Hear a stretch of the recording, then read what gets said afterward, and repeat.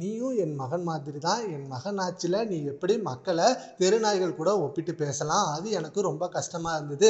அதனால இதுக்கு நீ மன்னிப்பு கேட்கணும் அப்படின்னு சொல்லி சோபா சந்திரசேகர் அவர்கள் இப்ப ரீசெண்டா ஒரு வீடியோ ரிலீஸ் பண்ணதா ஒரு செம்மையான நியூஸ் வந்துட்டு இருக்கு. அண்ட் இந்த சர்ச்சை தான் இப்ப செம்ம வைரலா போயிட்டு இருக்கு. ராகவா லாரன்ஸ் அவர்கள் இப்ப ரீசெண்டா ஒரு பிரஸ் மீட்ல பொதுமக்களை தெருநாய் கூட ஒப்பிட்டு பேசினதா ஒரு சர்ச்சை வந்திருக்கு. அப்படி அவர் என்ன சொல்லியிருந்தாருன்னா, தெருநாய்க்கு என்ன உணவு பிடிக்கும் என்பதை தெரிந்து கொள்ள கூட நேரம் எடுக்கும். தாவேக அரசுக்கு உரிய அவகாசம் கொடுக்க வேண்டும் அப்படின்னு சொல்லியிருந்தாரு. அந்த தாவேக அரசின் செயல்பாடு குறித்த கேள்விக்கு தெருநாய்களை உதாரணமா காட்டி பேசிய ராகவா லாரன்ஸ், இப்ப மக்களை எப்படி நீங்க தெருநாய்கள் கூட ஒப்பிட்டு பேசலாம்? இது எந்த மாதிரியான பேச்சு? இப்ப நீங்க வேற அரசியலுக்கு வரலான்னு நீங்க கேள்வி கேட்டிருக்கீங்க. இதுக்கு மக்கள் எப்படி ஒத்துப்பாங்க? இதுல வேற நீங்க சொல்றீங்க மக்கள் சொன்னாதான் நான் அரசியலுக்கு வருவேன், மக்கள் வேணான்னு முடிவு சொல்லிட்டாங்கன்னா நான் அரசியலுக்கு வரமாட்டேன்னு சொல்றீங்க.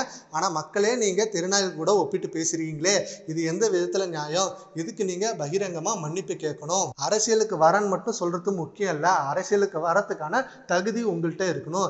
இப்படி நீங்க பேசுறீங்க, கண்டிப்பா அரசியல்ல ஜெயிச்சதுக்கு அப்புறம் இன்னும் மக்களை ரொம்ப உதாசீனப்படுத்துவீங்களே அப்படின்னு சொல்லி ஏகப்பட்ட கேள்விகள் வந்துகிட்டு இருக்கு. இதுக்கு எப்படி பதில் அளிக்க போறாரு ராகவா லாரன்ஸ் அப்படின்னு தெரியல.